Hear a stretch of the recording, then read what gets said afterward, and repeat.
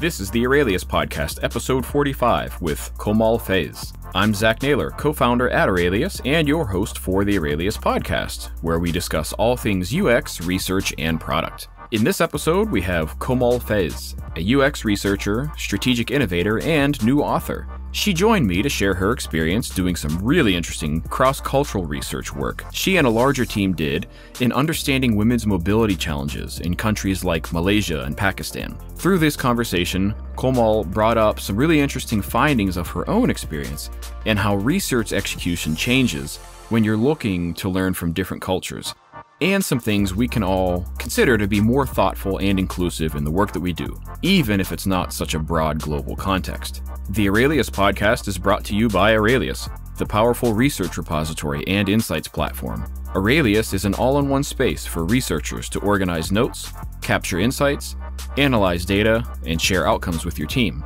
We recently announced two of our biggest features yet.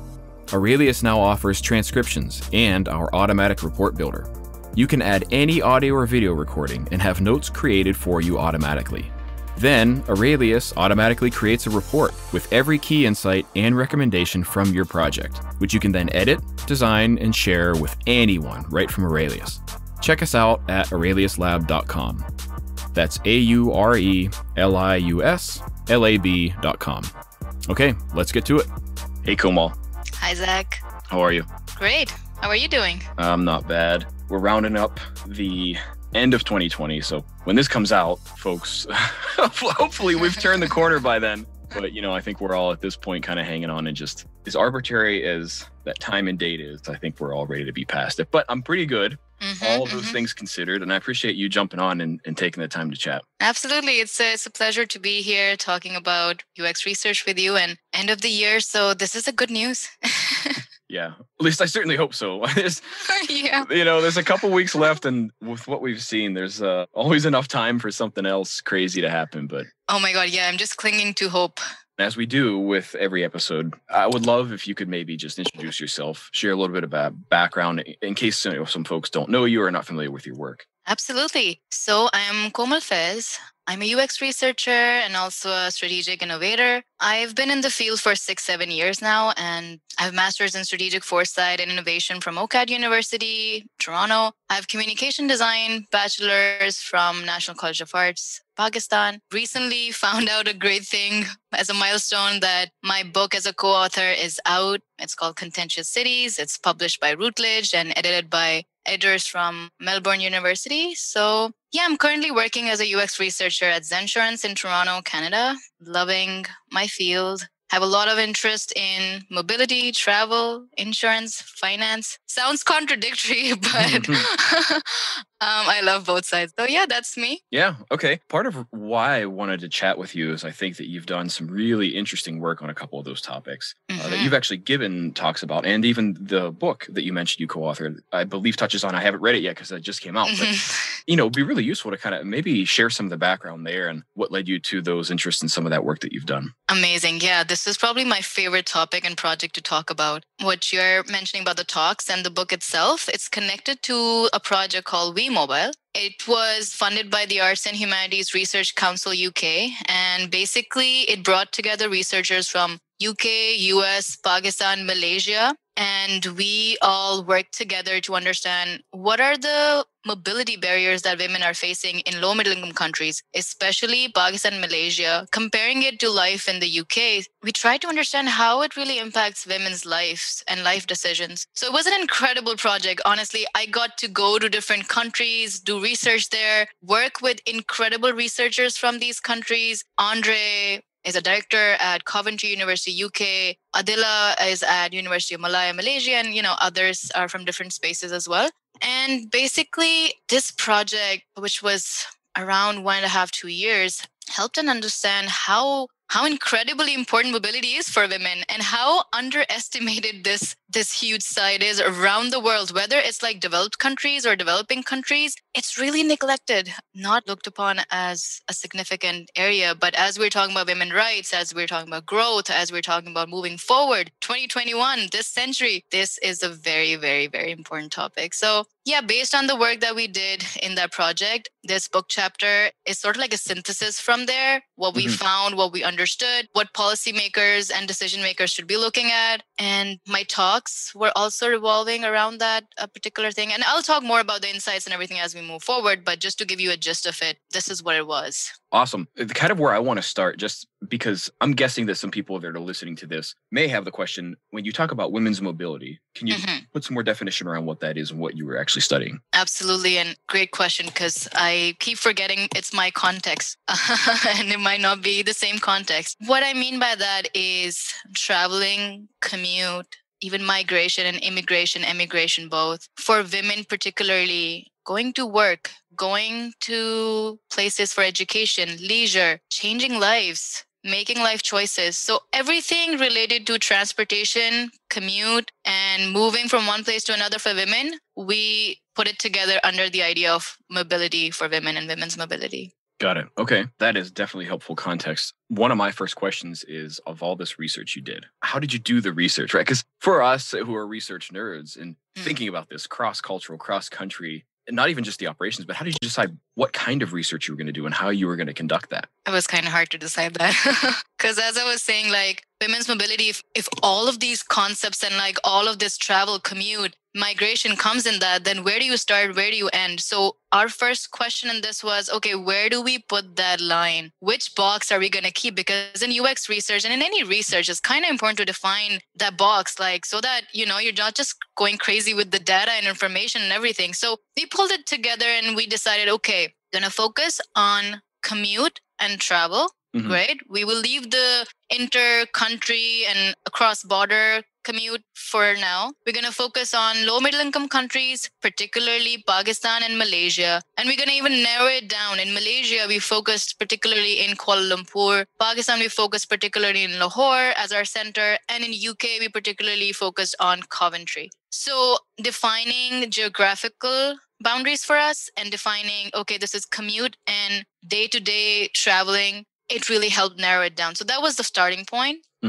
Then, of course, we figured, okay, who's going to do what? Because we were researchers from different parts, different backgrounds. We have ergonomics experts, we have architecture people, we have UX researchers, design researchers. And we decided, okay, we're going to keep it interdisciplinary and we're going to keep it across these fields because all these fields connect with the idea of transportation and mobility. So these kind of things gave us a bit of structure. And then in terms of methodology, we kind of limited it to, okay, we're going to keep it mixed methods, but we want to do just one thing for quantitative, which is surveys. We're going to do one thing, which is participatory and co-design methods. So we're not going to stray from that. We're going to keep it that way and add a third element of finding journeys, which was actually then, this was something that came around later because we as researchers, we decided to go to these countries. So we added a third layer to it, which was autoethnography. We're still trying to figure it out as a method. And, you know, this is one of the discussions we are figuring out, like, should we write about this method itself? Because this is super new as well. But autoethnography was basically us as researchers and also as women and women who have had experience of living in different countries and traveling to different countries. How did we experience mobility in those three countries, Malaysia, Pakistan, and UK? So that was a third layer that we added. But yeah, keeping the methods, keeping the location, keeping our definitions helped us, you know, get a starting point. Yeah, I mean, that makes a lot of sense because everything that you even mentioned sort of in describing the project, there's so many angles you could have decided to tackle on this. You got to focus somewhere. And it's funny, you and I were talking a little bit before we, you know, sort of started recording here about an episode we had with Tom Griever. And one of the things that he actually mentioned in that is a lot of times we kind of run into problems with collaboration and working with stakeholders and stuff because we don't have a clearly defined problem. And it sounds like that's exactly what you had to do is you said, we need to define the box that we're working in here. And then we'll figure out the right methods to apply to that. I do want to add here, although we defined that box, but it was never that linear. This question kept coming again and again. Even when we had the data, we were like, okay, now what? Which lens do we use?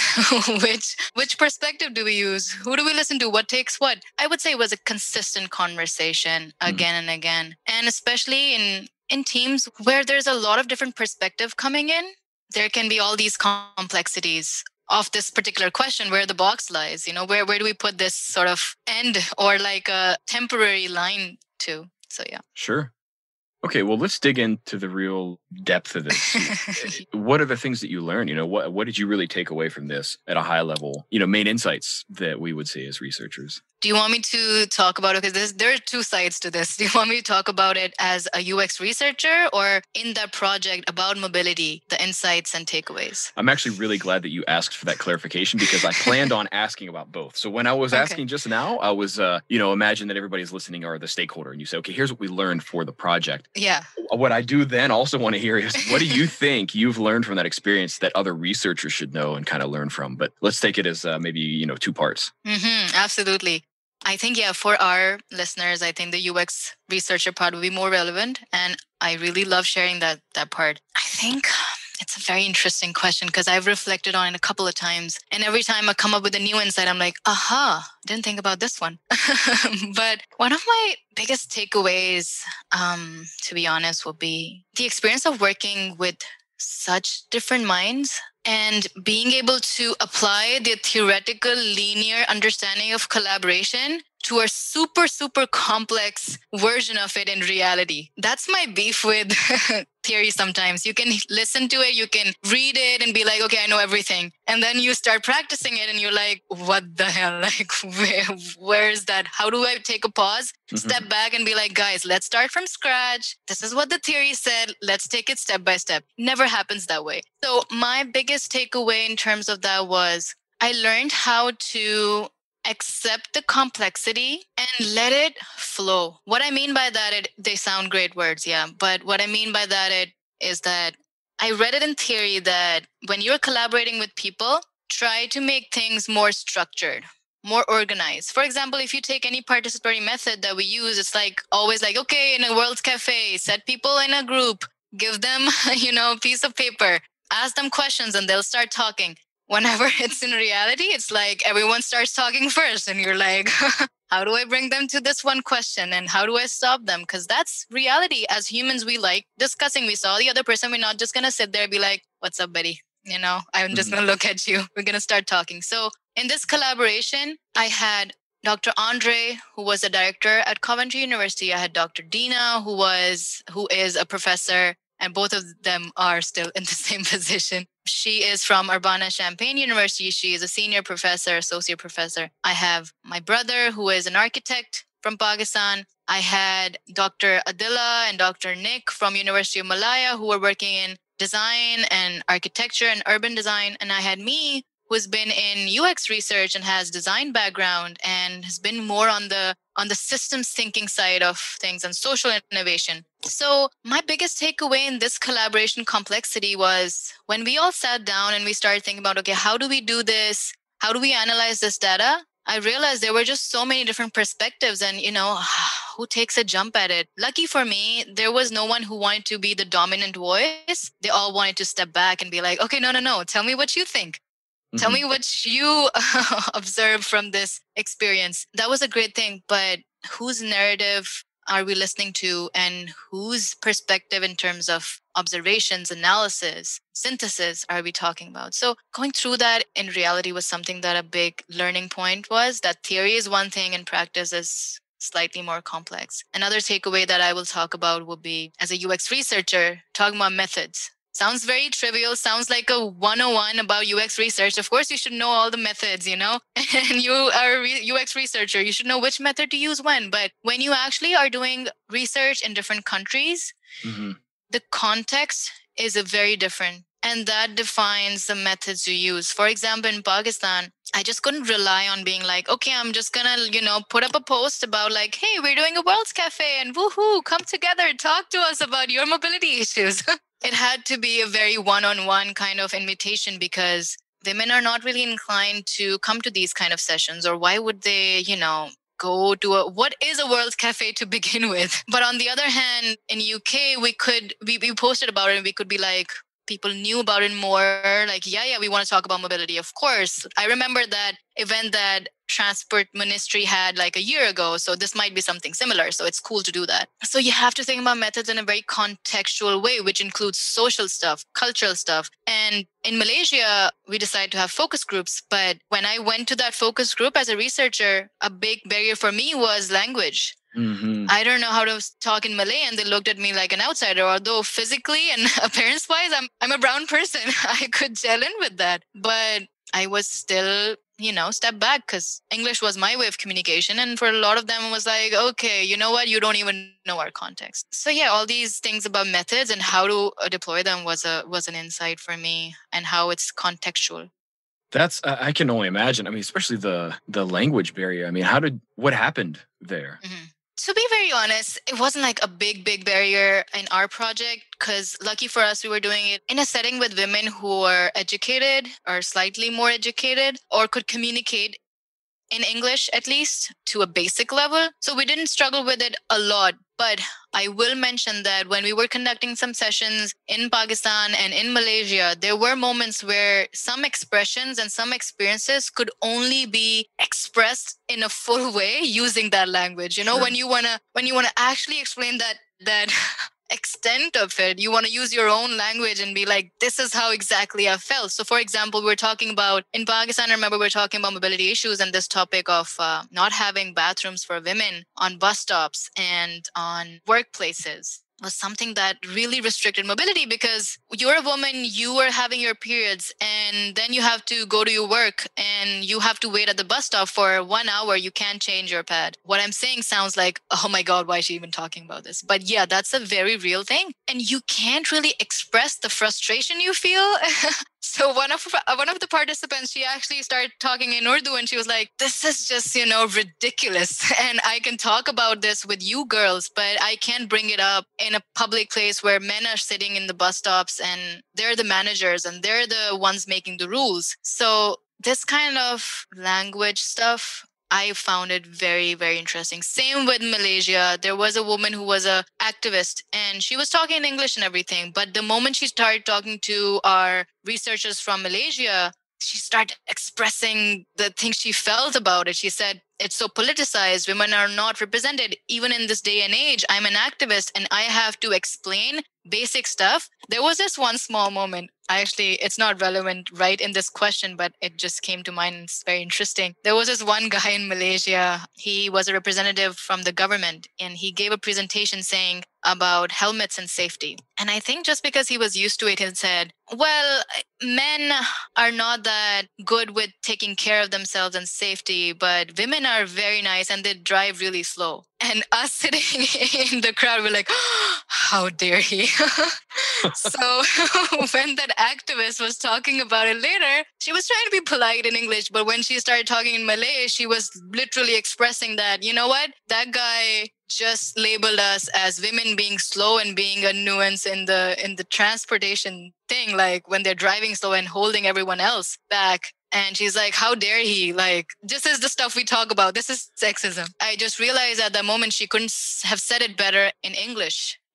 Yeah. So that's one. I wouldn't label it as a barrier. I would just label it as contextual understanding of things, how language can make so much of a difference in research. I think that's such a good point that you mentioned there, because even, you consider that you and I are having a conversation in English, and that's fine. But even in that case where we're speaking a language that each of us understands, there's still what is the proper word, subtext, even in the way that I might use that language, even though I understand it, you understand it. Yeah. And I think that that's something that's useful for us as researchers to remember, that even when we're, a lot of us probably work in technology and software. It seems like fairly straightforward stuff, as opposed to some of the challenges that you may have found in this cross-cultural study. Even in those situations, I don't think it should be taken for granted to consider that just because we're speaking the same language, that someone might not feel comfortable using their language in the way that they want to or need to appropriately express, an answer to your question or share their frustrations and things like that. Absolutely. I mean,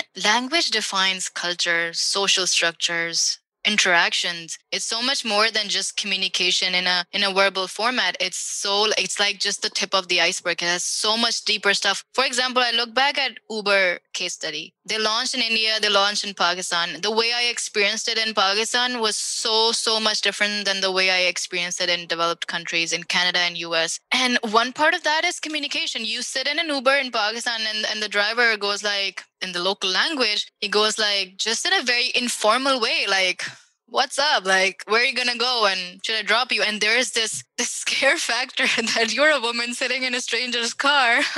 in a country where the crime rate is insane.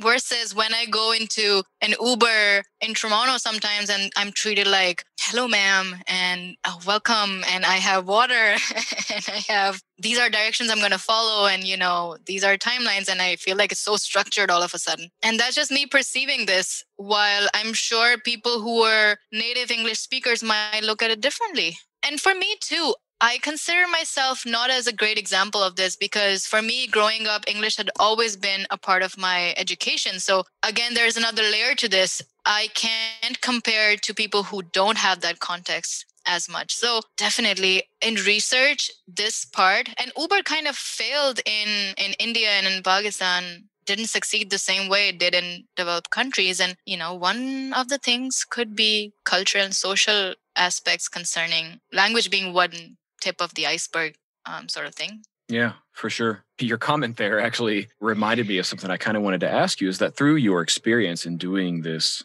cross-cultural study on women's mobility and all of the life experience you gained and even just practical research experience, now you're working in Toronto, right? Mm-hmm. On I would assume more of the technology side of that product. Mm-hmm. What have you taken from that experience that you can apply to that work day to day? Great question.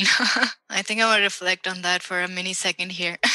So right now I'm working in insurtech. It's a fintech. We are an insurance brokerage called Zensurance. And we work with business owners. I think my biggest takeaway from that research, which I can apply here, is actually that cross-cultural experience. So Toronto is a very diverse place. We have people from all over the world living here. And there are business owners who moved here as immigrants from South Asia, from East Asia, from Africa, from Europe, from US, all around the world. When I talk to them, I think the experience of having this cross-cultural background gives me one relatability factor.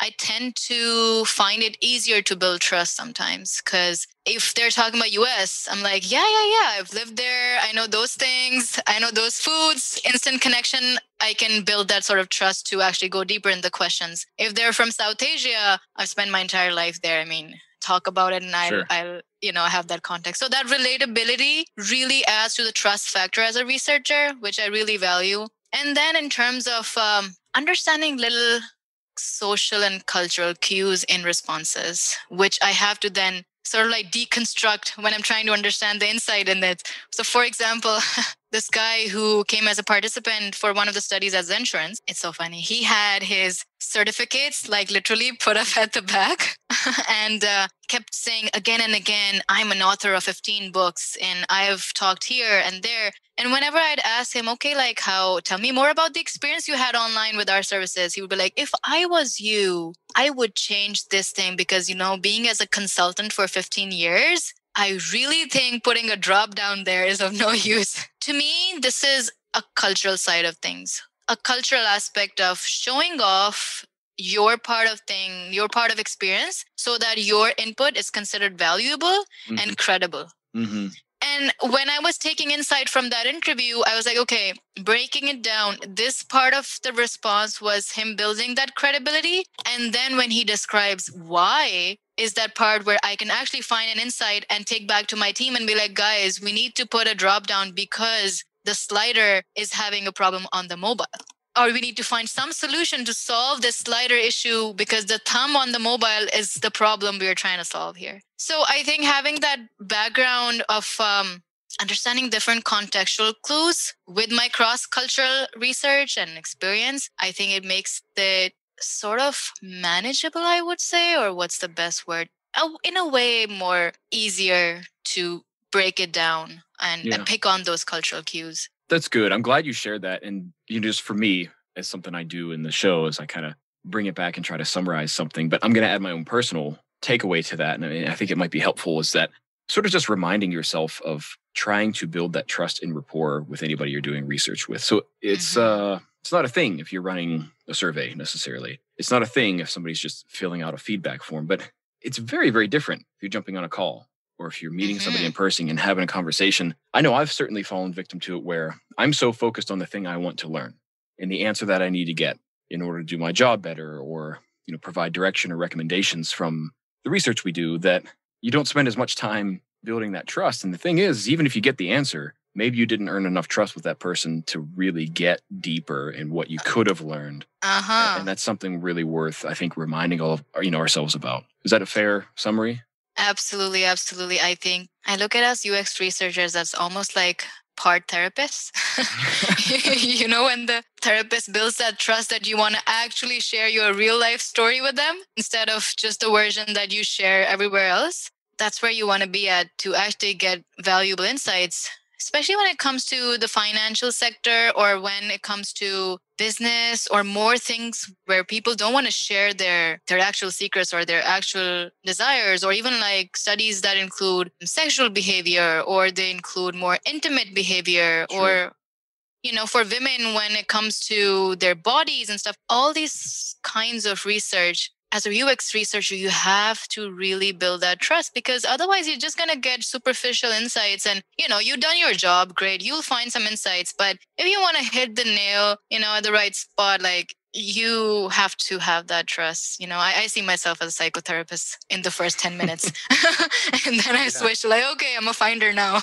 Yeah. I mean, it's just such a big deal, and like what you're sharing is a good reminder for me of that. And so I guess that's why I'm sharing it as sort of a summary. Maybe it's my own biased takeaway of what I'm sort of learning and summarizing based on what you've shared with us. But I think it's really, really worth bringing up because we don't talk about it all that often, right? I mean, we talk about, like you said, the methodologies, the execution, maybe even how we analyze data. And that's all great. But in this very qualitative person-to-person ethnographic type research, if you ask somebody a question, you'll get an answer to the question. Absolutely. The quality of that answer matters. I think how comfortable they feel with you, how much they trust you, both in terms of whether or not you actually give a shit about what they're saying, right? That's number one. And also two, like, do they trust you with the answers they're going to give you? Like, can they trust you to keep that confidential and safe and use that appropriately, right?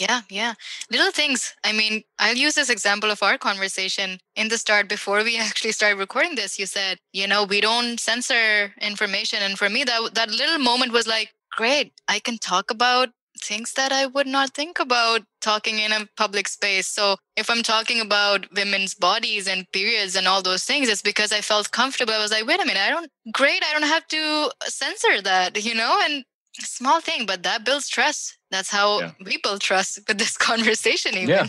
Yeah, for sure. So I think that for all of us, new or seasoned and advanced practitioners, is something to really kind of keep top of mind, especially now too. I mean, you think about like the social, political climate we find ourselves in, for sure in the US, but I think around the world, particularly with some things developing in the social media space, and in general, like the emphasis on privacy and your data rights and things like that. Yeah. There's a lot that's been discussed about that. We're dealing with people's lives here when we do this work. And it's just really important that we be respectful of that and earn that trust, right? Yeah. Pay attention to that before we expect to get answers for our questions. Absolutely. And especially when you're talking about social media. So social media has really crossed boundaries. It's so global. It's so cross-cultural.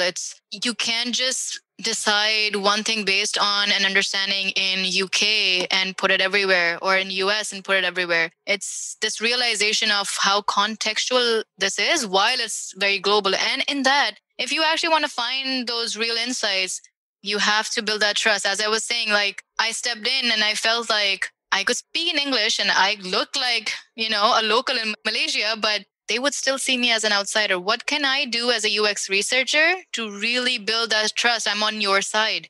Sometimes I see people taking UX research in a very superficial way, like, okay, A, B, C, done.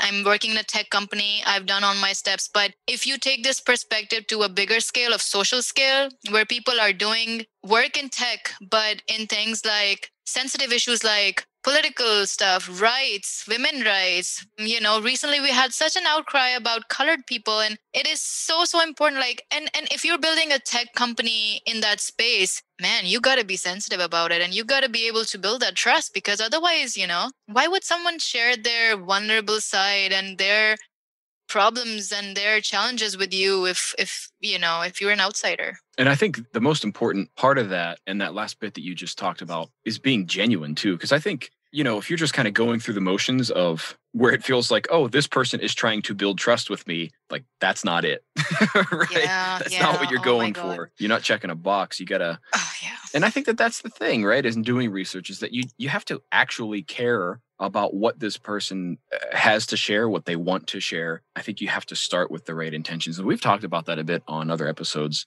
in our Mhm. show over various guests, but it keeps coming up. Absolutely. I think it's a repeated theme, authenticity, and also it's a repeated theme in today's world because social media and all these things continuously push us to present one side of us and maybe sometimes push things to a level where it's not really authentic anymore, or we're just trying too hard to Mhm. pretend to be authentic, but that's not authentic. And this idea of authenticity, I, as a UX researcher, always am questioning in like, what is authentic anyways? Okay, I'll give you a context. Some parts of me were authentic when I was in one country. Then some parts of me were authentic when I was in another country. Then, another setting. And all of that is me. But some people will look at me like, oh, why is she so like warm and loud and everything? Which is authentic in one side of the world, but in the other side, it's considered like, oh my God, like she's just trying so hard, maybe, or she's trying to be somebody. On the other side, if you are like passive and reserved and you go into countries where warmth and loud cultures are more existent and you try to be that person who's passive, they're like, what are they trying to present here? Like they're trying to show off that they're too far away. These little nuances in culture, that's where I really find the most fascinating thing is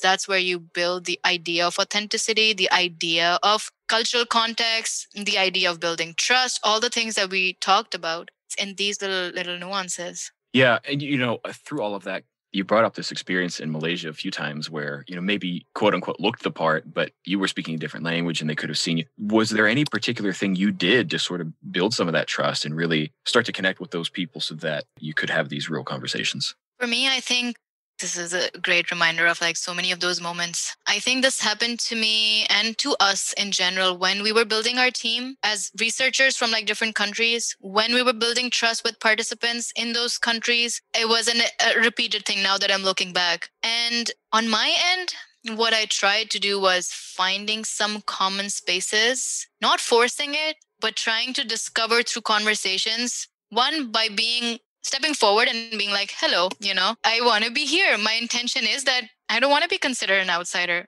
I want to be let in.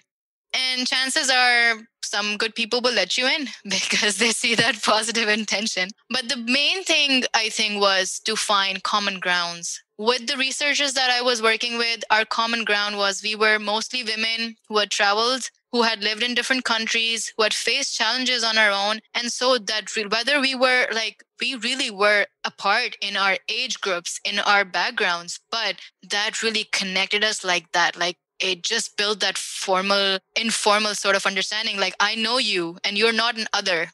You're one of us. The same was true for the Malaysia part too. After the session, when we started talking to everyone, like open conversations, I stepped in and I talked to people and they said, oh my God, yeah, that's true for us too. You face that in Pakistan? Yeah, this is same here. And that builds that sort of common understanding. It takes me back to this point about strangers. In a recent conversation, one of my friends, we were saying, but who is a stranger anyways? A stranger is a person you can't relate to. Otherwise, a person you met and started dating and got in a relationship with in a month becomes a person who is close to you. And then a person who's been living next to your house for years and years is still a stranger. Why? It's that moment of connectivity where we really become us instead of the other person who lives in the next door. And same is true for UX research and this experience of Malaysia, experience in UK and Pakistan. That's such a fascinating, awesome point that you made where it's almost like a stranger is someone you decide is a stranger.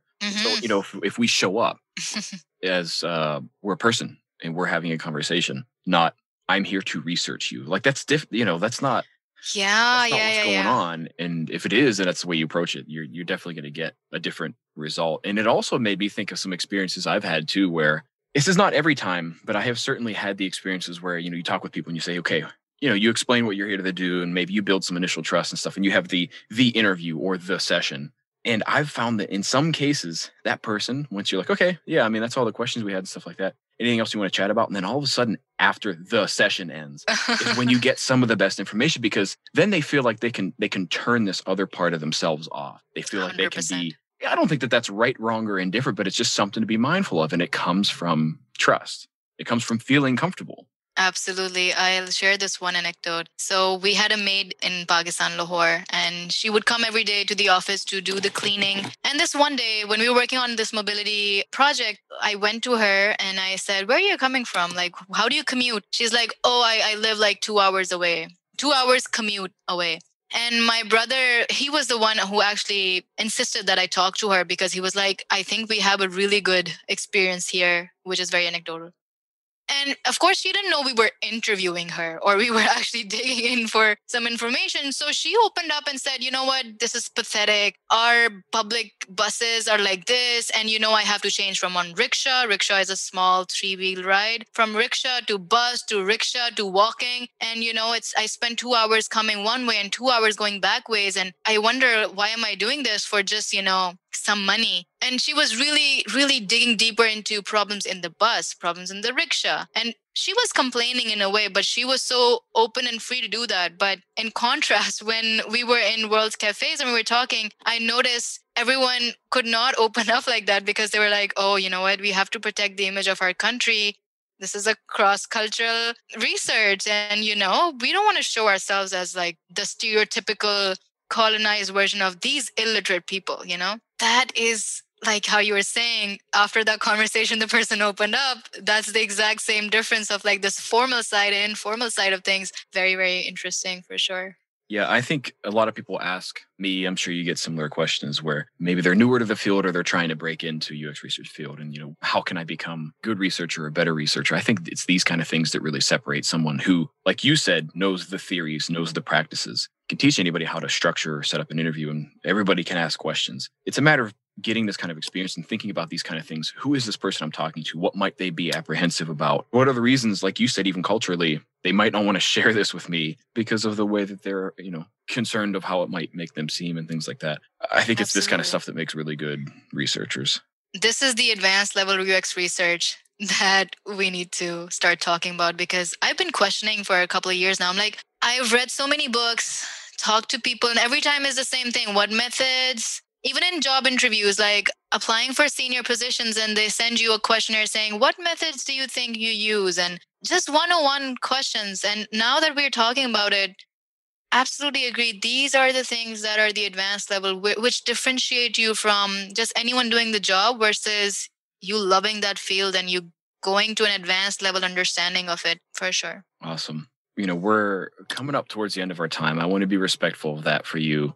As I typically do in every episode, I say, if I got hit by a bus or I got hit, hit on the head and forgot everything we talked about, and somebody were to say, "Okay, well, can you just summarize the conversation we had?" How would you answer that? I'd say we talked about a few things, which were, as researchers, being mindful of the cultural complexity, being mindful of how theory and practice can be different when we talk about collaboration, when we talk about human interactions, when we talk about how things happen in real, participatory methods and co-design and all those brilliant words and ideologies when they happen in real, really understanding and giving space to the actual complexity. I'd say this idea of building trust, not forcefully building it, but finding that one connection, which actually can be a common connection, to make someone feel like this person talking to me is on my side and not just, looking at me as like a lab rat or something. Mm-hmm. And I think just to wrap it up,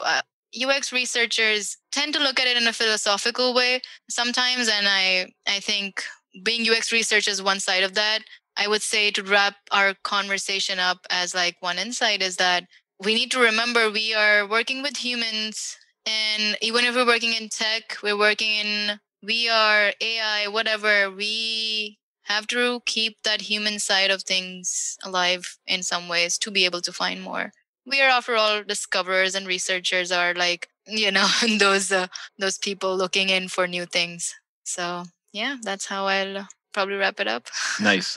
As you summarized that, there were a couple of things that reminded me, if I could add my takeaways to some things you were saying, especially with building trust. It sounds to me like we need to meet the other person on their side, not halfway. We need to meet them where they are, because, this is not a mutual thing. We're there to learn from them, and it should be on their terms. I think that's really important. Kind of keep that mindset of like a servant mindset. Agreed. Yeah. I think it's just really, really useful. Well, this has been awesome. I'm certain we could discuss this even longer, but unfortunately we are right out of time. But I'm curious, is there anything that you want to share with folks listening that maybe we didn't talk about already? One thing that I'll just love to share is if anyone's interested in talking about this further, or knowing more about the work that I do or the work that I'm hoping to do, please do reach out. I am planning to launch a new business idea in the travel and mobility space. It's called Wanderlight, hoping that I can, once the traveling resumes, that is, hoping to launch that. And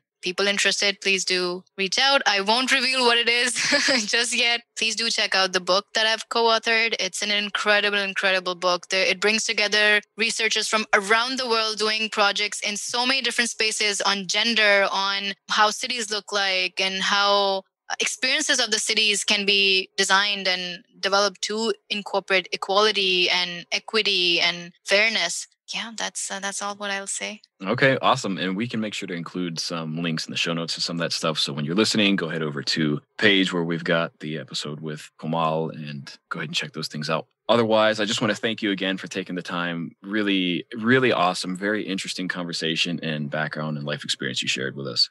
It was a pleasure, Zach. Honestly, this was such a reflective conversation. Thank you so much. Nice. Likewise. All right, everybody. We'll see you next time. This podcast is brought to you by Aurelius, the research and insights tool that helps you analyze, search, and share all your research in one place, so you can go from data to insights to action faster and easier. Check out Aurelius for yourself with a 30-day trial by going to aureliuslab.com. That's AURELIUSLAB.com. If you enjoyed this episode, it would mean a lot if you would give us a review on iTunes to let others know what you think. You can catch all new episodes of the Aurelius podcast anywhere you listen to podcasts like iTunes, Spotify, and more. Stay up to date when new episodes come out by signing up for email updates on our website.